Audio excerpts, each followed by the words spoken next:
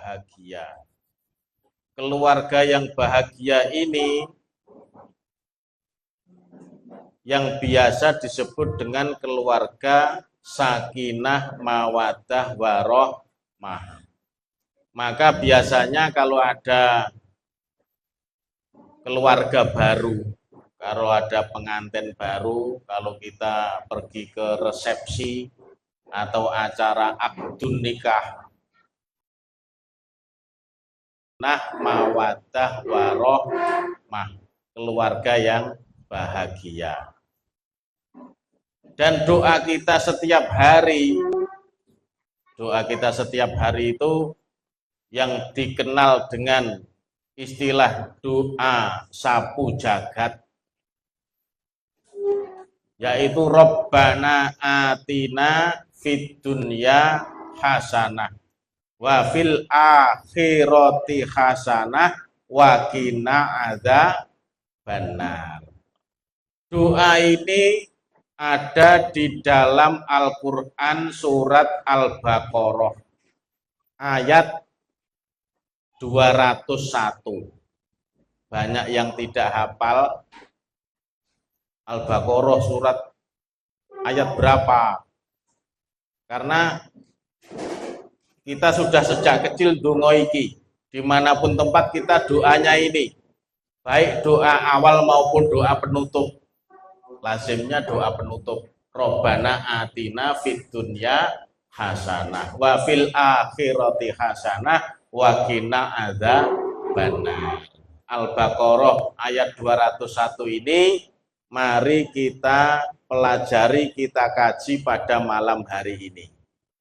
Jadi malam hari ini baik kajian maupun pengajian itu intinya adalah ngaji, belajar, taklim.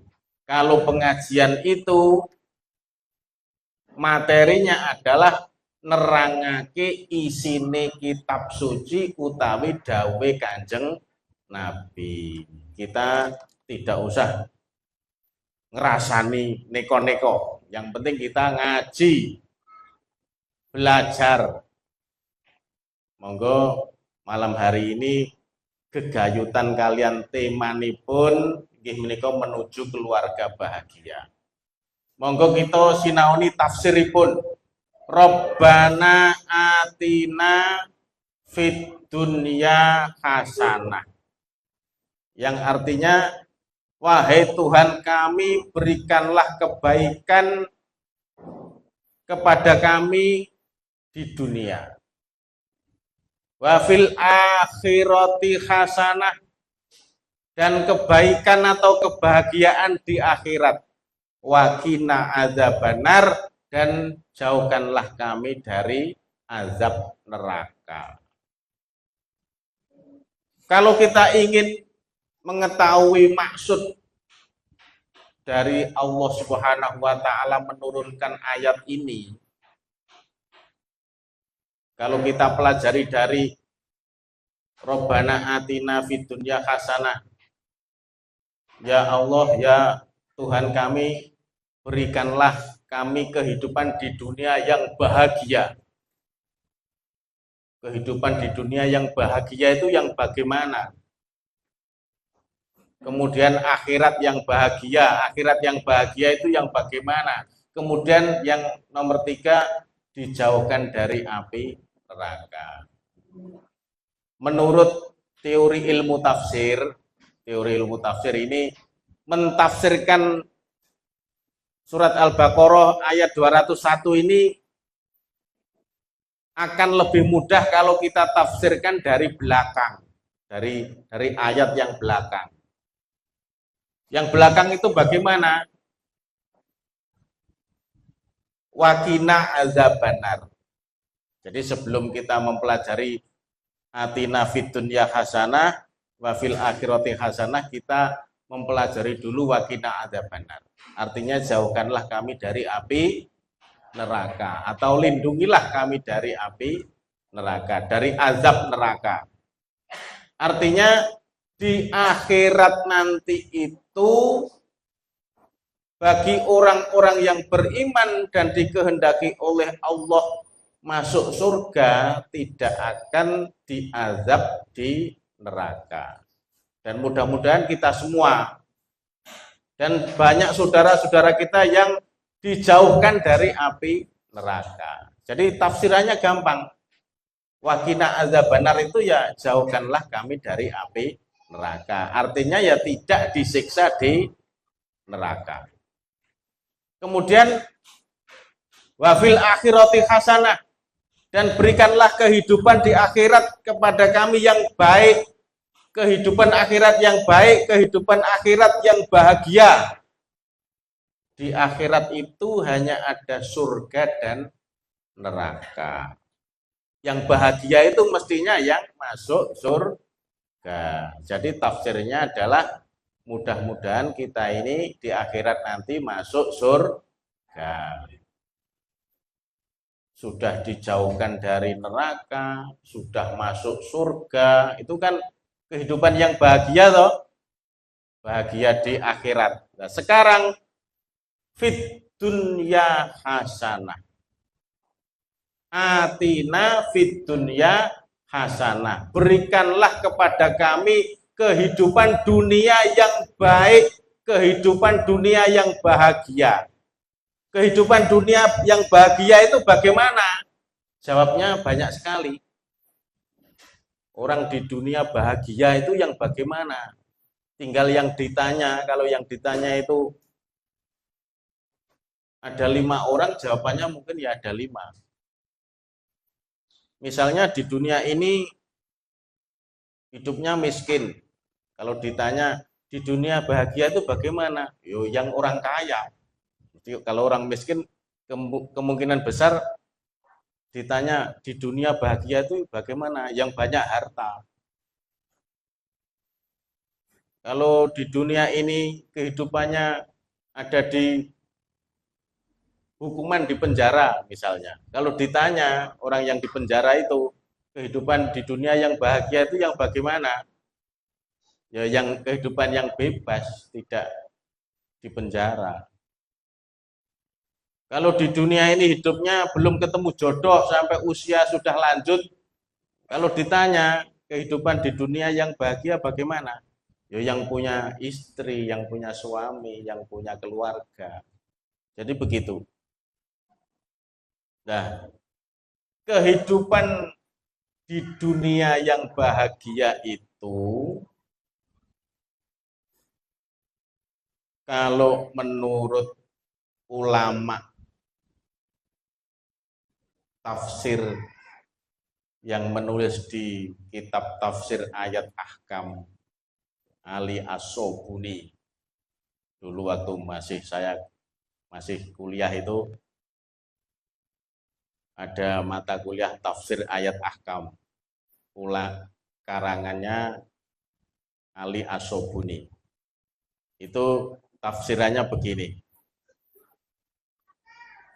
Orang yang hidupnya di dunia bahagia itu, atina fid dunya hasanah itu apabila seorang laki-laki yang soleh bertemu dengan seorang perempuan yang solehah, kemudian berjodoh, kemudian melangsungkan perkawinan sesuai dengan hukum ajaran agama Islam, maka orang itulah yang akan mendapatkan atina fid dunya hasanah. Jadi kehidupan yang bahagia itu apabila seorang soleh berjodohkan dengan seorang solehah. Jadi soleh niku nopo? Yo orang yang baik, orang yang baik, laki-laki yang baik bertemu dengan seorang perempuan yang baik, kemudian berjodoh, melangsungkan perkawinan, maka pasti orang itu akan mendapatkan atina fid dunya hasanah, kehidupan di dunia yang membahagiakan. Kehidupan di dunia yang membahagiakan keluarga yang bahagia itu,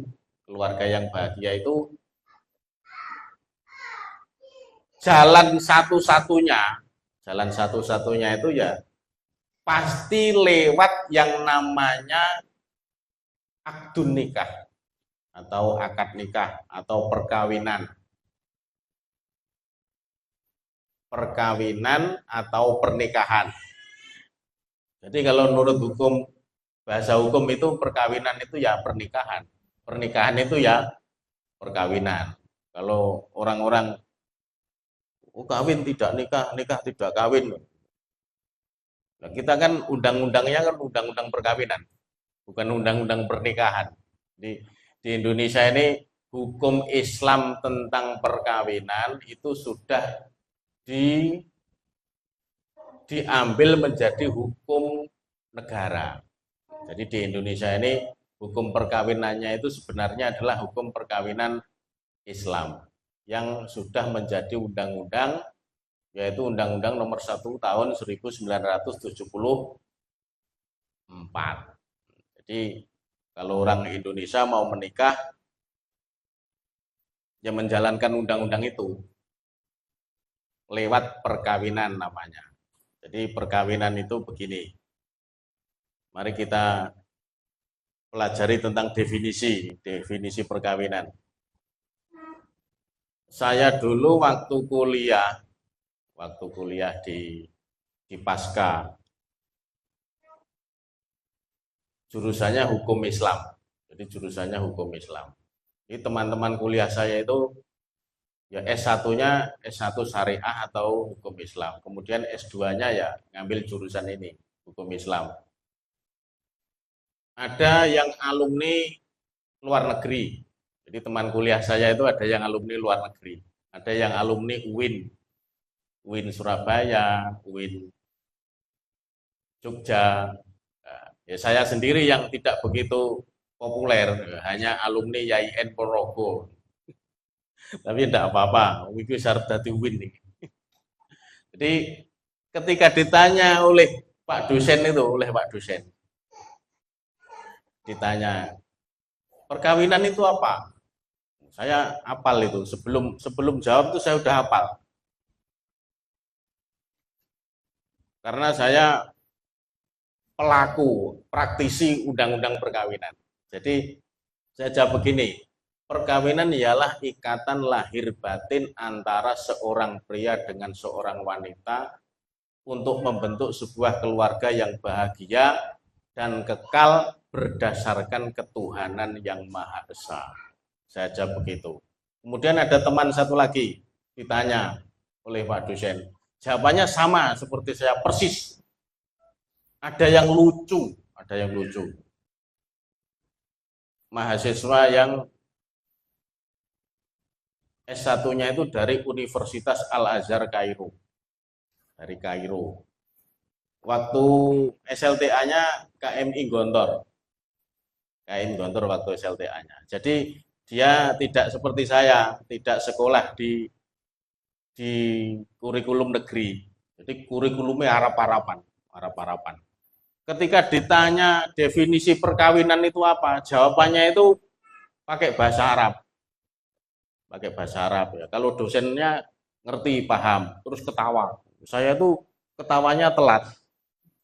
Ketawa ki opo lucu itu, pakai bahasa Arab lah. Terus diterjemahkan begini. Arabnya saya enggak hafal ya, tapi catatannya saya punya di rumah, catatannya itu.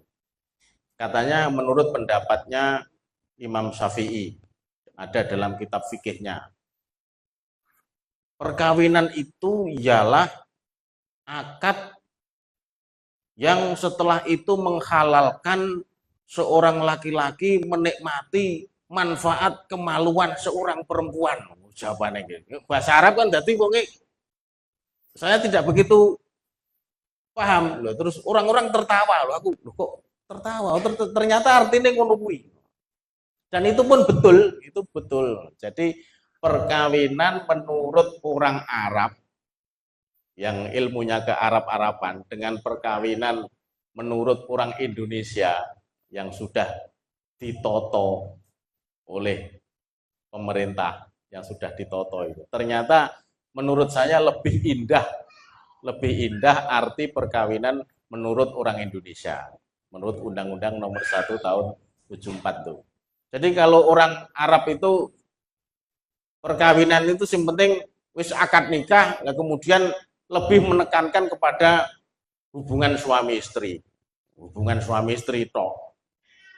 Makanya banyak apa namanya ya, kawin cerai itu biasa, cerai nanti kan kawin lagi, terus cari jodoh itu gampang, undang begitu kenal terus undang rapi, ini biasa. Tidak seperti tradisi orang Indonesia. Kalau orang Indonesia kan tidak hanya menekankan kepada hubungannya saja, tetapi orang Indonesia itu kepada tanggung jawab. Jadi perkawinan itu ikatan lahir batin antara seorang pria dan wanita. Ikatan lahir batin ya karena cinta, karena sudah sepaham, karena sudah satu tujuan membentuk sebuah keluarga yang bahagia, maka seperti lahir batin diikat, seperti satu menyatu. Bahagia dan kekal. Jadi oleh pemerintah itu, oleh ulama Indonesia waktu itu. Jadi undang-undang perkawinan itu ya pada waktu pembentukan itu yang merumuskan tidak hanya pemerintah, tetapi ada ulama-ulama Indonesia waktu itu. Merumuskan bahwa perkawinan adalah ikatan lahir batin antara seorang pria dan wanita dalam membentuk sebuah rumah tangga yang bahagia, tujuannya itu bahagia rumah tangga, dan kekal. Kekal itu selama-lamanya, berdasarkan ketuhanan yang Maha Esa. Jadi kalau nikah itu tujuannya selama-lamanya. Tidak boleh nikah itu dibatasi oleh waktu. Kalau dibatasi oleh waktu itu namanya nikah mut'ah. Jadi bedanya nikah beneran sama nikah mut'ah itu, kalau nikah beneran sesuai dengan undang-undang itu dicatatkan oleh negara. Kemudian tujuannya bahagia dan kekal selama-lamanya. Kalau nikah mut'ah itu tidak dicatatkan oleh negara, kemudian pas akad nikahnya itu disebutkan waktunya. Jadi pas akad nikah itu loh, saya terima nikah dan kawinnya Fulanah binti Fulan selama 3 bulan dengan mas kawin tersebut dibayar tunai. Nah, itu namanya nikah mut'ah. Ada rentang waktunya. Nah, kalau di Indonesia itu tidak dibenarkan. Kalau nikah mut'ah itu ya hanya mencari kesenangan saja. Itu syariat atau hukum yang dipinteri. Nah, kemudian sesuai dengan tema kita pada malam hari ini, menuju keluarga bahagia. Menuju keluarga bahagia itu kalau kita buka referensi, artinya membaca buku, melihat pendapat ulama, itu ya macam-macam. Banyak trik, banyak metode yang dilakukan agar keluarga kita menjadi bahagia. Nah, kalau menurut pendapat saya, agar rumah tangga atau keluarga kita itu bahagia, itu yang pertama syaratnya adalah kita bisa menerima pasangan kita. Jadi orang mau menikah itu, membentuk keluarga itu, laki-laki ketemu dengan perempuan, laki-laki soleh ketemu dengan wanita solehah, kemudian kita bisa menerima kondisi, kelebihan dan kekurangan pasangan kita, suami istri kita. Kalau kita sudah bisa menerima, maka tinggal menjalankan yang kedua. Apa? Kewajiban. Kewajiban. Yang pertama, menerima itu berarti kita menerima takdir Tuhan, takdir Allah. Semua orang mungkin sebelum menikah belum tentu istrinya yang sekarang ini adalah yang dipikirkan dulu waktu sebelum nikah.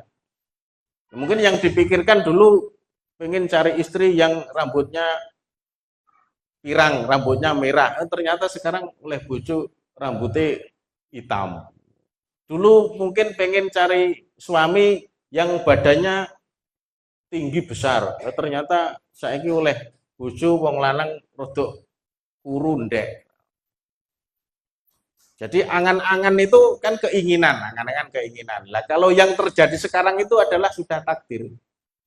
Marilah takdir itu kita terima, kita tompo dan ngelenggono. Bahasa Jawanya ngelenggono. Saiki yang sudah punya istri, sudah punya suami, sudah punya keluarga, ya wis kuwi bojomu. Wis bojomu tomponen. Nek bojomu irunge pesek ya wis ditampa, ora usah miri karo sing irunge bangir. Irunge bangir ben diupeni kancane. Itu begitu. Yang pertama ditampa takdir kita. Yang kedua, di balik takdir itu mesti ada kewajiban. Di balik takdir ada kewajiban. Sekarang takdir kita sebagai suami, ya kewajiban suami dilaksanakan. Takdir kita sebagai istri, kewajiban istri dilaksanakan. Kewajiban suami apa?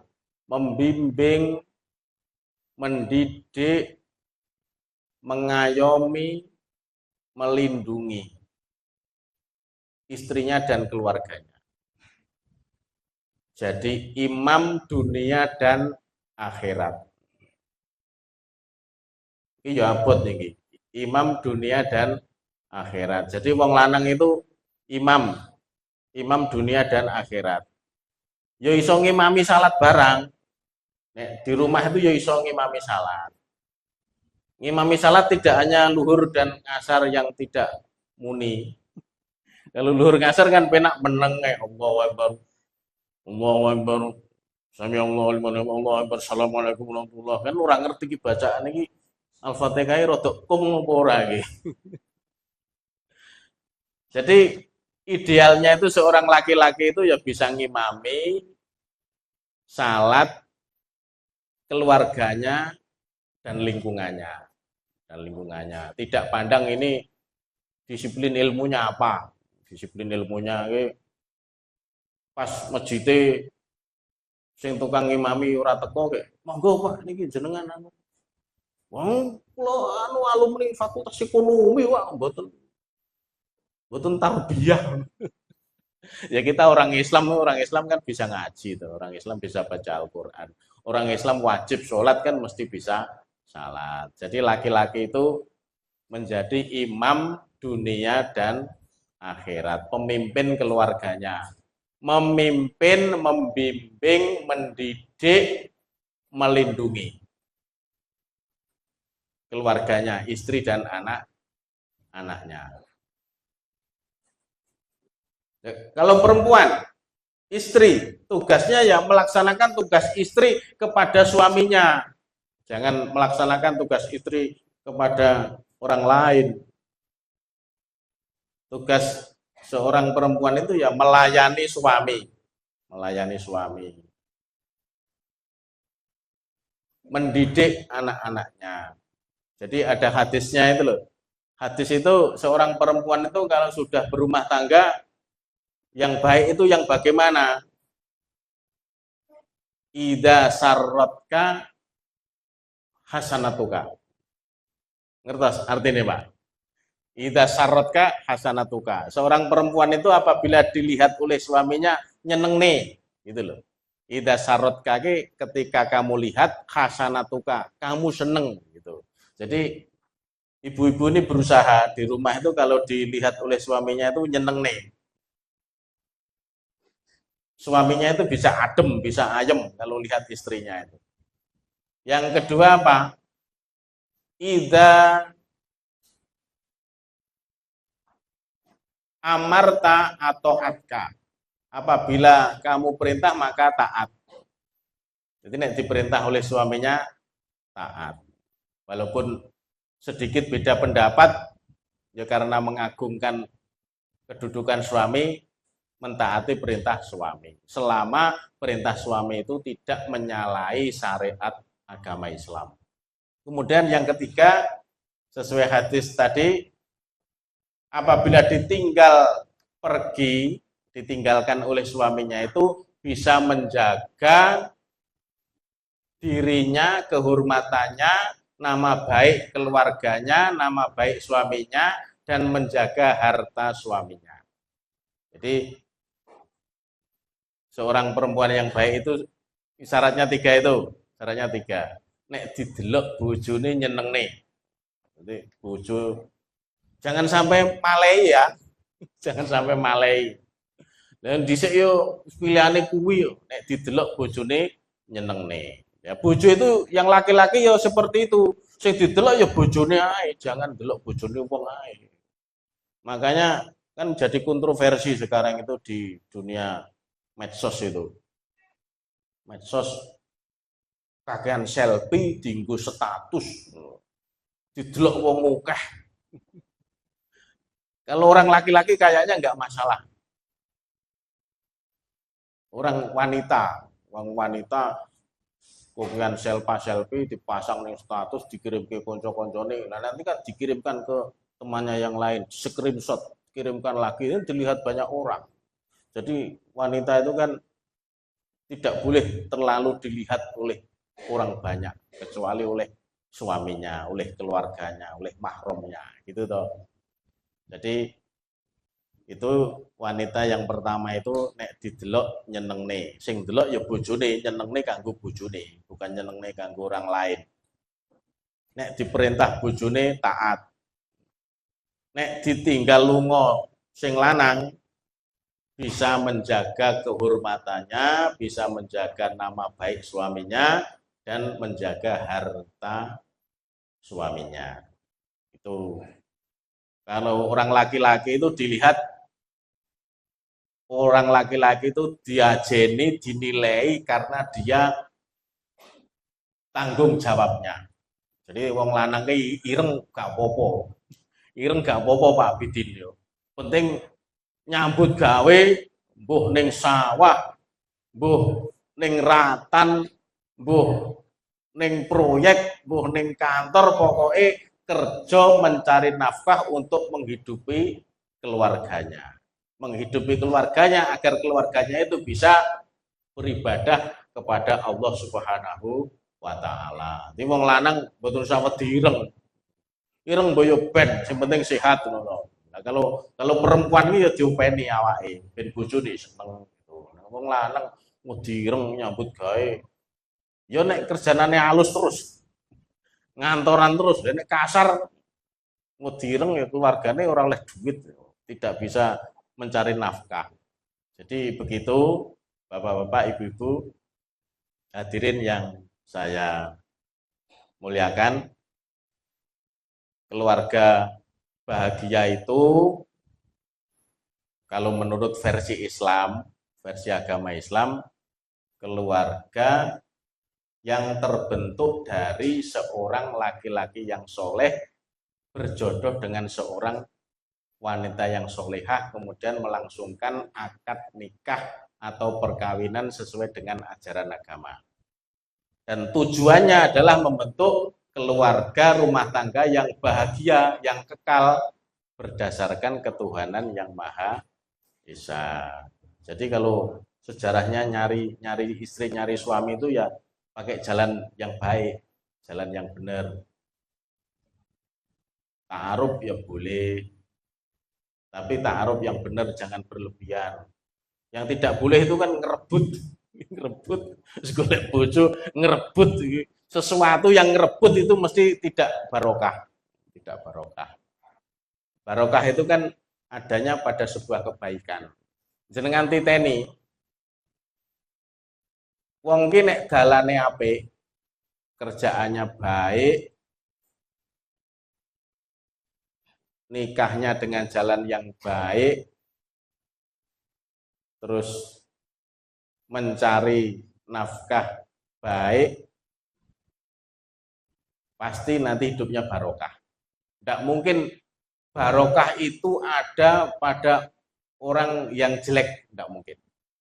Jadi namanya keberkahan itu kebaikan yang terus-menerus, kebaikan yang terus-menerus.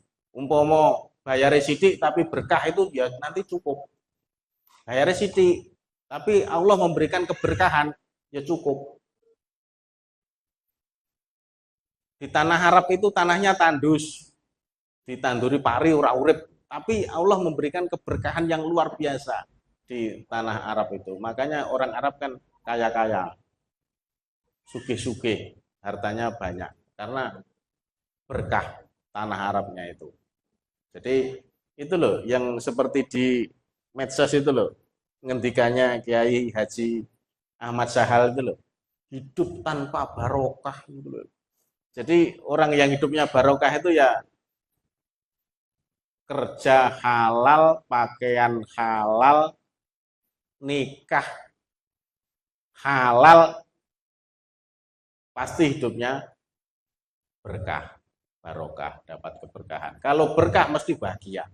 Kalau berkah mesti bahagia. Kalau pengen kehidupan kita bahagia, pengen berkah, diperbaiki dulu diri kita. Menjadi soleh dulu yang laki-laki, dan menjadi solehah yang perempuan. Kalau tidak soleh, tidak solehah, ya tidak akan bahagia.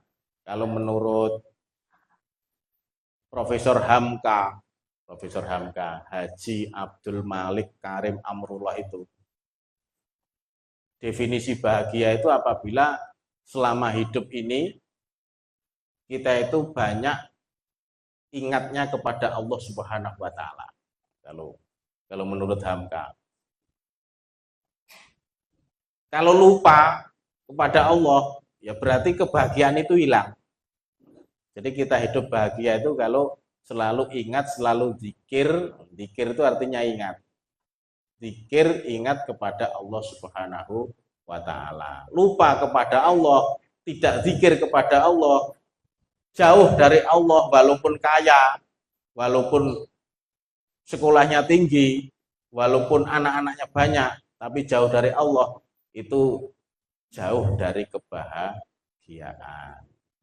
Mungkin ini yang saya sampaikan pada malam hari ini. Ini Mas MC-nya ada session tanya jawab apa mboten? Kalau ada ya monggo, daripada kita akhiri jam sekian.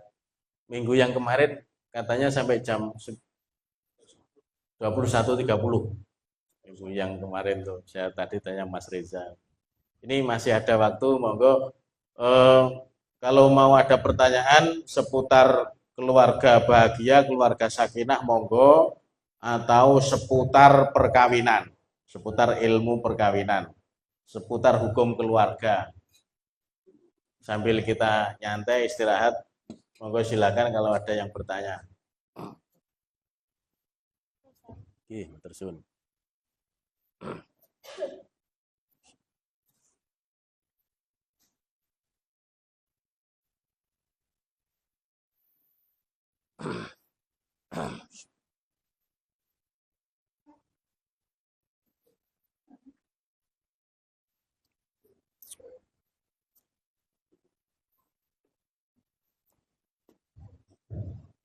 Oke, mohon izin MC-nya kabur tadi karena kebetulan ini menjemput adik saya pulang dari Jogja mau pulang ke Pacitan, jadi saya inapkan dulu di panti yang sudah aman. Bapak Ibu yang nanti setelah berjumpa, alhamdulillah telah dipaparkan, disampaikan bagaimana menuju bahagia. Tentu telah disampaikan untuk semuanya. Jadi bagi keluarga sudah menikah juga punya anak itu tentu bagaimana berikan tetap menjaga pernikahan tetap baik dan harapan yang sesuai harapan yang diikrarkan sejak awal kemudian untuk Mas dan Mbak yang belum menikah tentu menjadi bekal yang baik bagaimana ke depan mempersiapkan diri. Pernikahan itu adalah sesuatu yang penting, yang sakral, maka tidak bisa hanya ujuk-ujuk jalan nikah. Namun mestinya tentu dipersiapkan dengan sebaik-baiknya. Maka alhamdulillah mumpung bertemu Ustaz Budi Stiono, mari mungkin ada hal-hal yang bisa dikomunikasikan, hal-hal yang bisa didiskusikan, bahkan disaringkan begitu, karena momentum pengajian dan mengaji ini ya kita manfaatkan sebaik-baiknya untuk menggali seluas-luasnya tentang ilmu. Mungkin dari Bapak Ibu Mas Jaka punya hal-hal atau mungkin pertanyaan atau mungkin saya dapat juga beri kesempatan. Harapan kami dari panitia Bapak Ibu Mas Jaka, kesempatan pengajian atau mengaji yang malam selesai ini memang kita manfaatkan, kita istiqomahkan untuk keilmuan, untuk keilmuan kita bersama. Dan juga memang awalnya itu menjadi wadah silaturahmi, silaturahmi kader, juga silaturahmi ANN, sehingga memang semua terlibat dan kaderisasi juga berjalan dan manfaat untuk kita semua. Semoga kami berikan kesempatan mungkin beberapa pertanyaan atau mungkin sharing yang bisa disampaikan.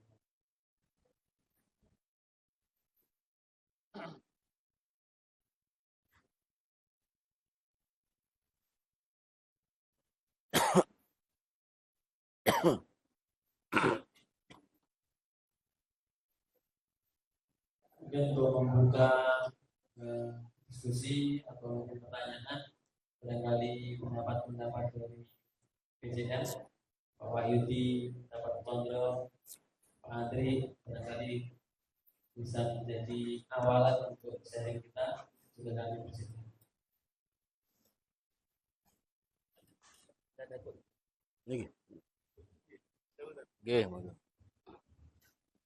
Assalamualaikum warahmatullahi wabarakatuh. Waalaikumsalam.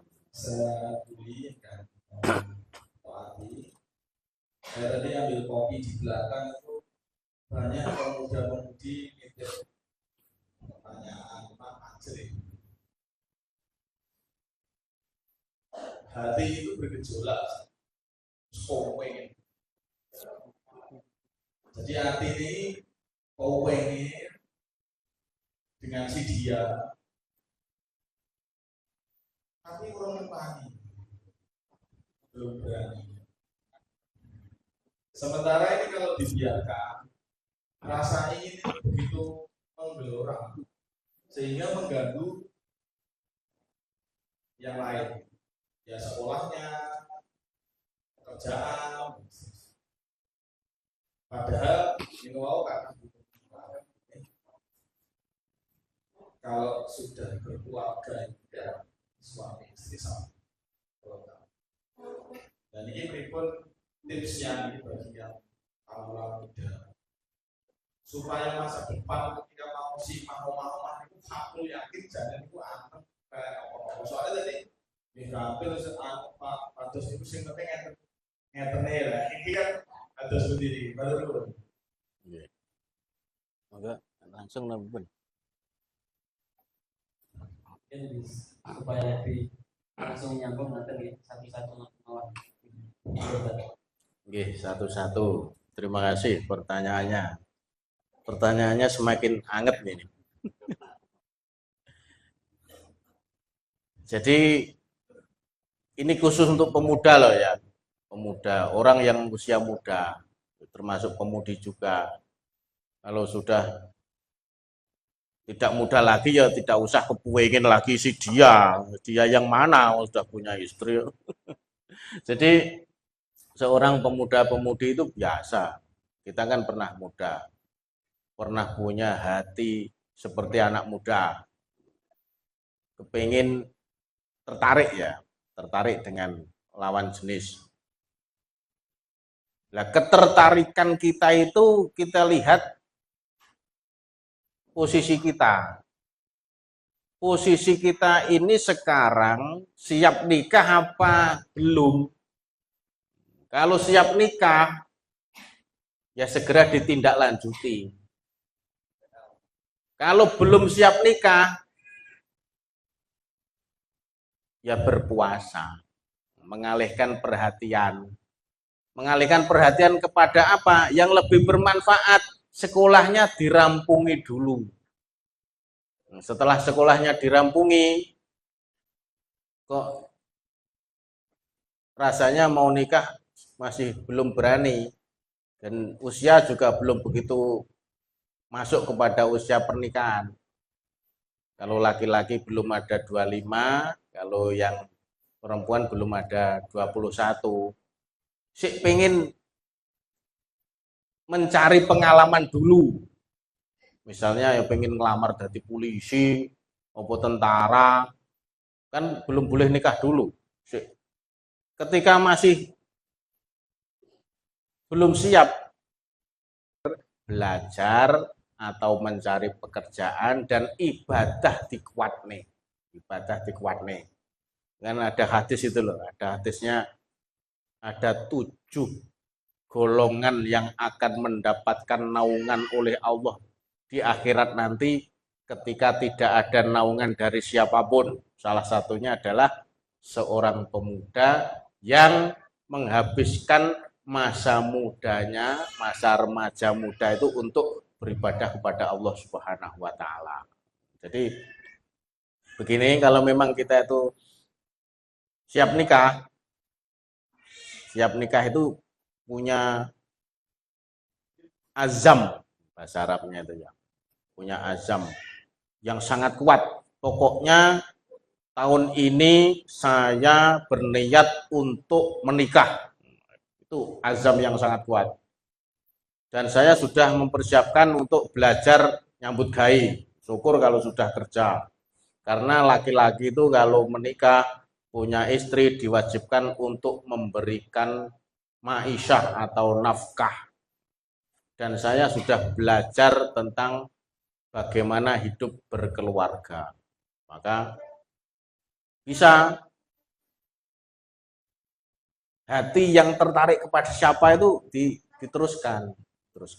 Nggak berani kan bisa lewat pertolongan orang lain. Rata-rata orang tuh nggak berani bisa zaman sekarang kan lewatnya kan lewat HP akhirnya ada akrab. Kalau zaman dulu tuh hampir nggak ada akrab sendiri itu paling ya zaman saya. Sebelum saya tuh orang tua cerita enggak ada. Sebelum dikenalkan. Jadi kalau memang sudah punya azam yang kuat untuk berumah tangga, sudah punya keinginan yang dilirik siapa. Jadi nikah itu mencari dan dicari. Mencari itu ya baik, dicari itu ya baik. Kalau mencari belum ketemu, kemudian ada yang mencari, ya bisa ditindaklanjuti. Bisa ditindaklanjuti mulai dari ta'aruf, perkenalan secara tidak langsung dulu, kemudian perkenalan langsung. Secara tidak langsung itu kan menunjuk orang yang dipercaya sebagai perantara. Kemudian dirasa, menurut pendapat sana ini orang baik, keluarganya baik, anaknya baik, kelihatannya cocok, ya, bisa dilanjutkan. Melihat boleh. Jadi kan ada khitbah, ada meminang. Sebelum dipinang itu kan ada nontoni, itu bahasa fikihnya apa? Saya lupa.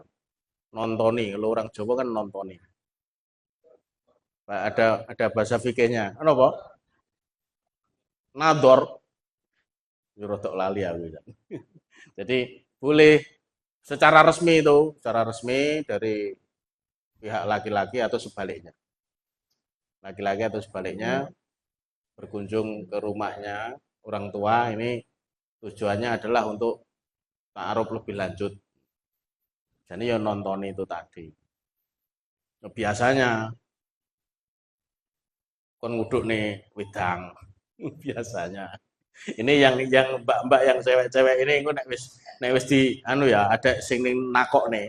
Ada nakok nih wong wong lanang ku nekok nih sampean wis mertamu biasanya heboh. Sak omah itu heboh. Saya belum pernah nemoni wong ketamon calon besan ora heboh itu urung tahu nemoni aku. Saya tuh di lingkungan saya kalau ada urusan lamar-melamar apa nek tamu penting apa anu wis anu dijak monggo jenengan monggo tenggen kula aku lajeng enten dayuh. Alas biasa ngono kae. Heboh keluarga itu. Mbok wong pinter biasanya ki ngatur wong ketika ada peristiwa seperti itu di rumahnya. Dia sendiri bingung kan. Kula teng pundi niki, kula teng pundi niki. Biasa tuh. Ya itu tadi ya. Jadi kalau belum niat untuk nikah ya jangan mikir yang lain jenis. Kalau belum niat untuk nikah masih lama, wis ya sekolah aja yang bener, sekolahnya sinau sing tenanan daripada energinya habis untuk mikirkan orang yang belum jelas. Wong dia sendiri juga belum jelas kok buru-buru seneng tok. Ya energinya dihabiskan untuk belajar. Belajar selesai boleh kerjaan. Alangkah bahagianya Anda belum nikah itu punya pekerjaan yang membahagiakan orang tua. Bagian orang tua. Bagaimanapun juga orang tua itu akan bahagia, akan senang nek sampean ki punya penghasilan sendiri. Punya penghasilan sendiri. Dianggap itu sukses le nyekolah nih. Walaupun sebenarnya kesuksesan bukan hanya itu. Jadi sekolah sing bener, bekerja, aku nek wong tekok sik aku sik arep bar pendidikan sik gitu. Lah dadi polisi. Nah, itu kan artinya bangga. Yang perempuan yuk begitu. Saya masih mau pengen jadi sarjana dulu. Nek wis jadi sarjana nanti baru kita ngomong-ngomong yang serius. Kalau tidak bisa ya silahkan cari kenalan yang lain gitu. Kalau belum siap, kalau menurut tuntunan agama ya poso, poso. Jadi ya masih sabab itu loh hadisnya. Wahai para pemuda, nek urung siap rabi, tapi sudah ada keinginan tertarik kepada lawan jenis, tapi urung siap rabi loh, urung siap rabi. Ya poso, poso. Nah kalau sudah siap, jadi tindak lanjuti, lamaran, nikah, bertanggung jawab dan sebagainya. Akhirnya nanti kan punya anak, punya keluarga, dididik sing apik, menjadi keluarga yang bahagia. Mungkin ini pertanyaannya. Gitu. Oke, tadi di biar kita setengah 10 itu akan beri satu kesempatan lagi mungkin ada yang ditanyakan atau ada yang diskusikan.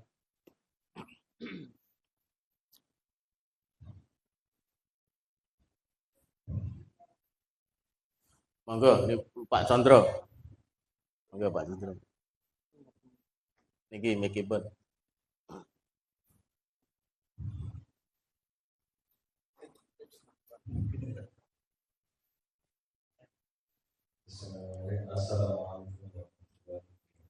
Waalaikumsalam warahmatullahi wabarakatuh.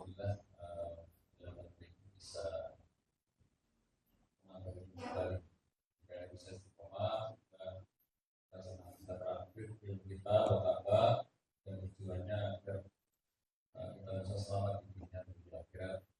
Tentang tema malam lain juga gambar. Pertama adalah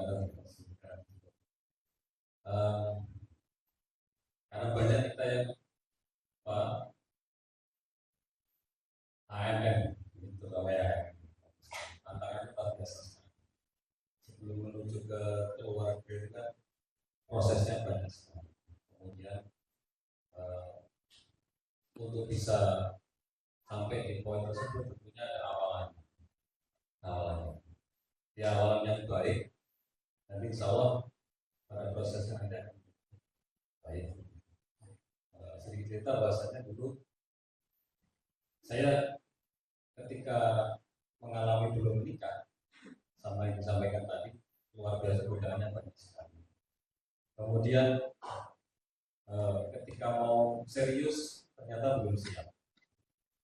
Nah, yang membuat motivasi adalah membaca surat An-Nur ayat ini. Jadi saya jadi ada rasa takut, kemudian segera menyegerakan. Mungkin nanti Pak punya tambahan lagi yang bisa membuat para penuntut itu yakin gitu. Walaupun nanti kedepannya masih belum jelas, tapi minimal punya daya dorong. Jadi nanti kedepannya bagaimana rezekinya, bagaimana kekeluargaan ini, tapi ternyata terdorong. Karena usianya sudah lumayan, berarti 25 saja. Kemudian godaan banyak sekali. Kebetulan saya tidak memilih untuk tidak berpacaran. Kenapa? Karena membaca surat An-Nur tadi.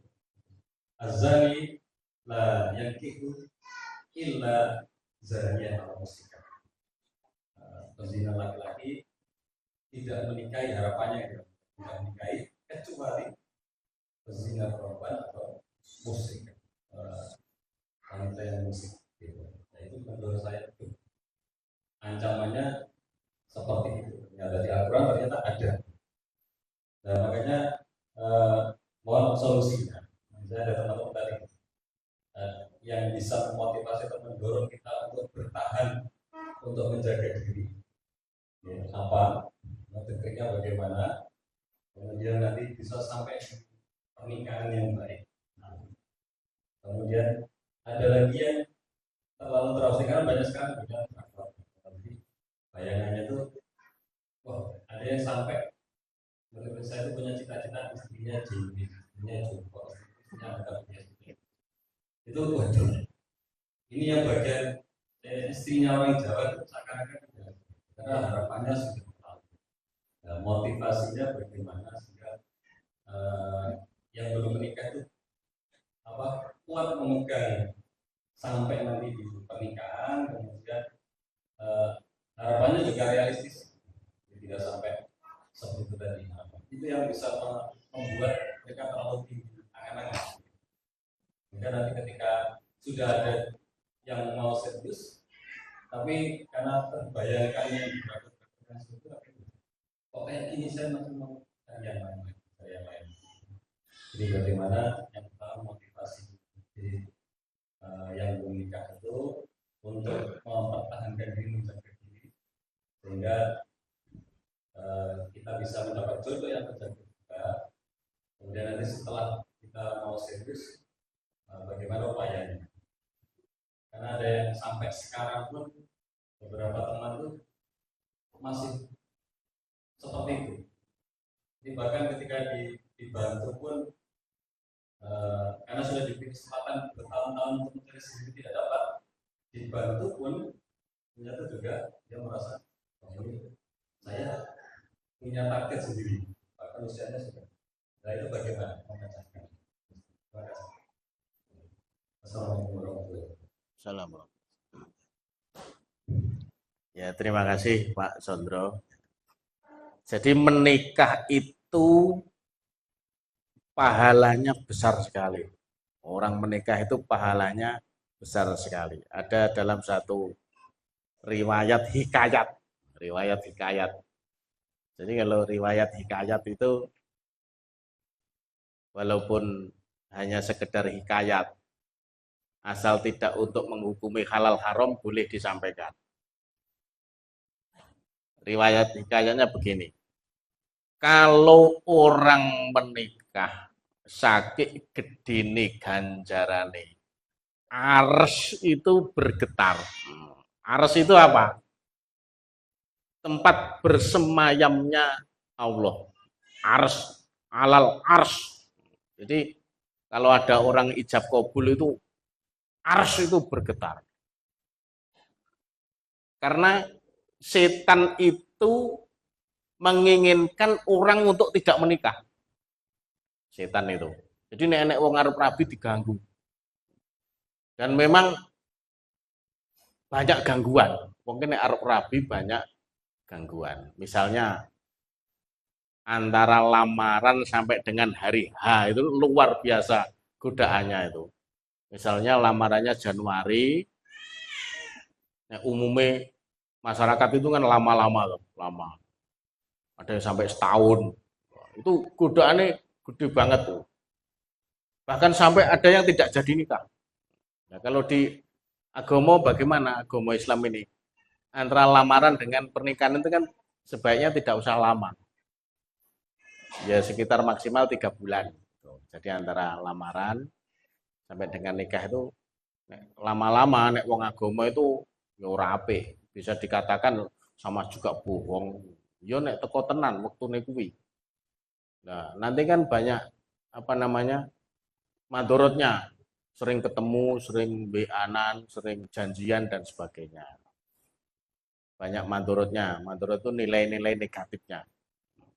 Jadi nikah itu pahalanya besar dan selalu digoda oleh setan agar ragu-ragu, wedi. Memang sekarang ini zamannya orang takut, pemuda-pemudanya takut. Jangankan yang mau nikah, yang sudah nikah pun takut punya anak. Punya anak banyak itu takut. Punya anak oke itu wedi. Sering saya tanya kepada ya teman itu, anaknya baru 1, sudah SD, kan diguyonin. Kapan dia adik? Enggak punya nyali pak, enggak punya nyali opo, takut repot, takut nanti untuk bayari ini, takut untuk kebutuhan ini. Jadi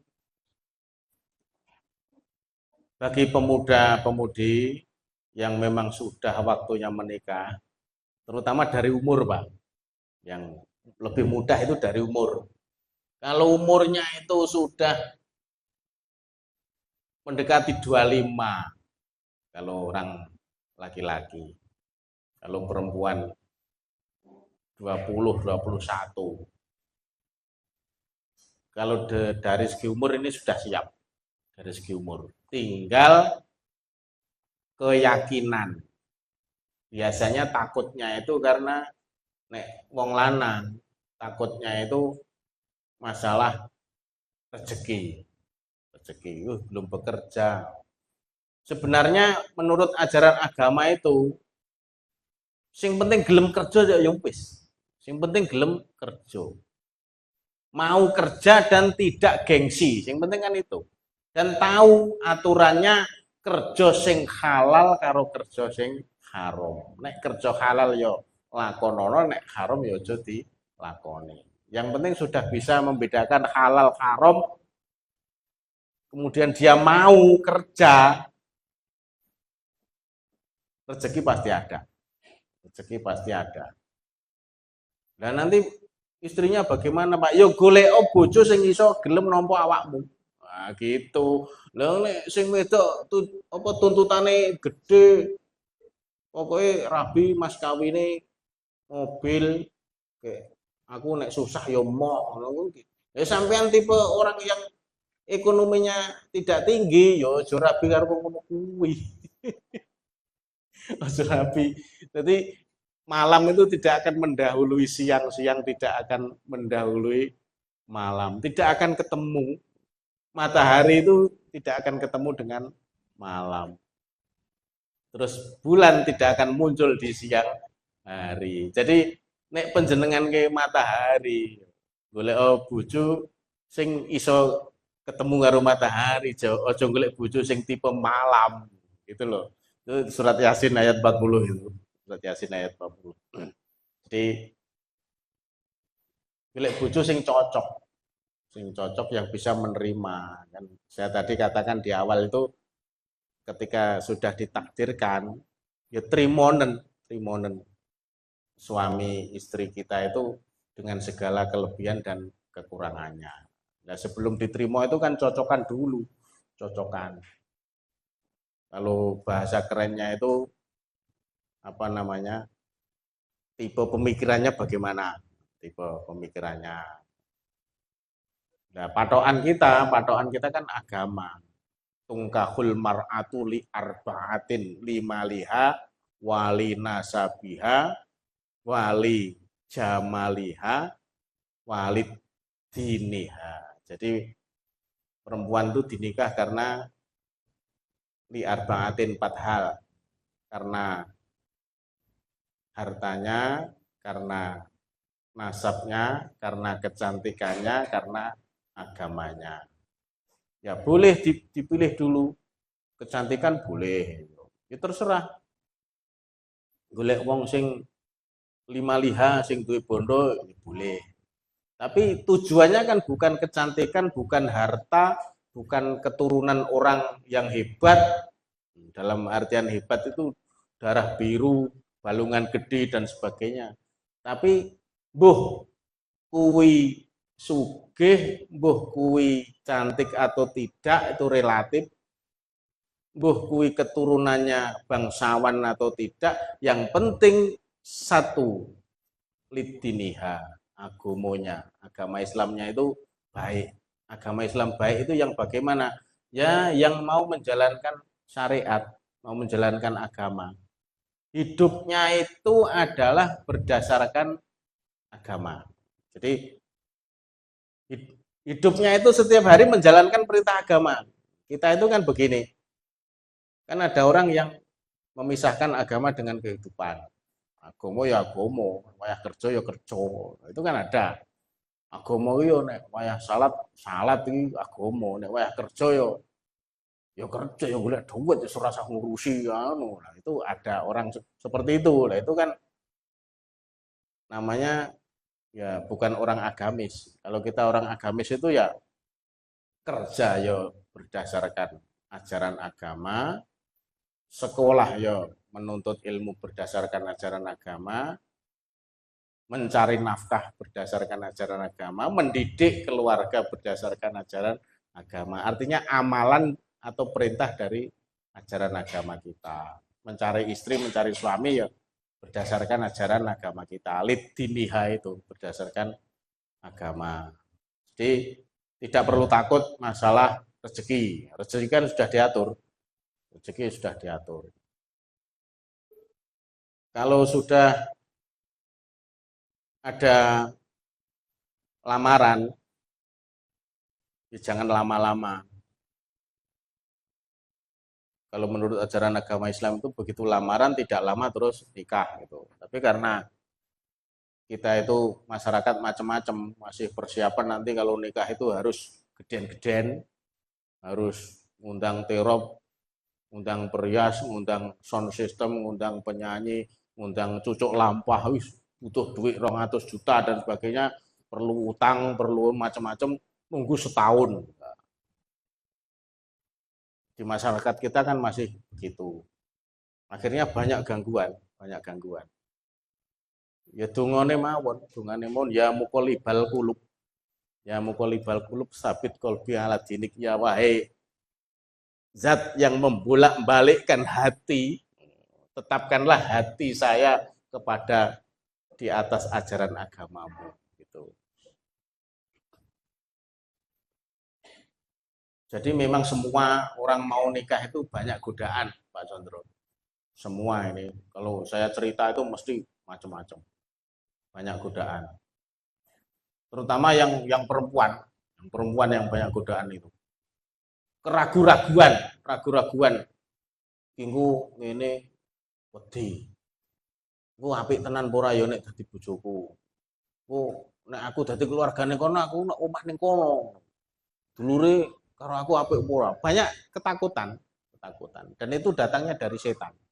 Setan itu memang menginginkan orang itu tidak nikah. Kalau ada pernikahan mesti diganggu oleh setan itu. Makanya ketika ada akad nikah itu yang pahalanya besar sampai menggetarkan arsy itu, setan-setan tuh berteriak, waduh, gagal. Orang kalau tidak nikah kan nanti larinya ke zino, azani wazaniatu itu ya. Yang penting kita jadi orang soleh, mesti oleh bojo solehah. Jadi orang soleh oleh bojo solehah. Laki-laki jangan bermimpi untuk bojo solehah nek sampean sendiri tidak soleh. Tidak soleh jalani agama glah-gleh dan sebagainya. Yo ada pendapat di lingkungan kita sendiri, di apa namanya, di organisasi kita, di persyarikatan. Yo nek apa jenenge, nek pemuda yo ora bine karo NA. Lah gitu. Ya wis kenal kan penak toh, ya Pak Andre ya wis kenal kan penak. Saya sendiri, istri saya juga Imawati, saya dulu Imawan. Istri saya Imawati. Orang-orang bilang, berhasil. Ya, wis ki takdir ngono ae. Artinya kan wis ngerti karepe gitu, wis ngerti karepe. Seandainya tidak ya ndak apa-apa, diseneni iki wong anu ki IPM rabi karo IPenu. Ya ora apa-apa nek trah panjenengan kuwi. Nanti kan bisa diatur. Artinya ya itu guyonan saja. Kalau memang iya kan penak. Sing diundang paling ya wis kenal kabeh kuwi. Engko sing ngewangi ya kuwi. Penak kabeh. Dan sudah pandangannya sama. Sudah punya pandangan sama. Tapi kita tidak terbelenggu pada itu, nanti malah mengkerdilkan pemikiran kita. Yang penting kan perintahnya itu lidiniha, agamane apik. Kaya miskin, nasabe apik apa ora pate apik, terus kecantikan, cantik atau tidak itu kan relatif, yang penting agamane apik. Wong ki nek agamane apik engko kena ditoto. Menjadi orang yang baik. Menjadi orang yang baik itu ya paham agama itu loh. Paham agama. Wong sing apik kuwi wong sing Gusti Allah ndadekne wong kuwi paham agama. Jadi orang yang paham agama itu nanti kehidupannya akan baik. Paham itu tidak mesti harus pinter banget. Tidak mesti pinter banget. Jadi paham menjalankan ajaran agama setiap hari. Kok pilih menikah, mungkin ini yang saya sampaikan pada malam hari ini, dan mungkin kita akhiri, waktunya sudah cukup, ya, Mas bawa acara. Monggo silakan. Demikian dari materi juga diskusi dan tanya jawab membuka wawasan kita. Kalau dikatakan cukup ya sebenarnya belum. Ilmu itu kan kuasa. Setidaknya menjadi renungan kita, menjadi juga motivasi bagi teman-teman juga yang mendengar. Hendaknya juga mempersiapkan banyak hal dan tentu acuan utamanya adalah acuan terkait pakannya. Bapak Ibu serta ibu hormati, ini malam hari kita cukupkan untuk materi, dan mungkin ini juga sebenarnya masih dalam tahapan pembentukan. Kemarin itu sedikit bocoran untuk jamaah atau juga hal yang umum. Tema mengaji kita itu pada awalnya 3 pekan pertama itu dibuat tema khusus. Ada tema tafsir, ada tema kehidupan Islami, ada di antara tema antara tafsir atau ekonomi syariah, itu masih dipertimbangkan. Dan di pekan keempat itu tema umum yang kekinian, itu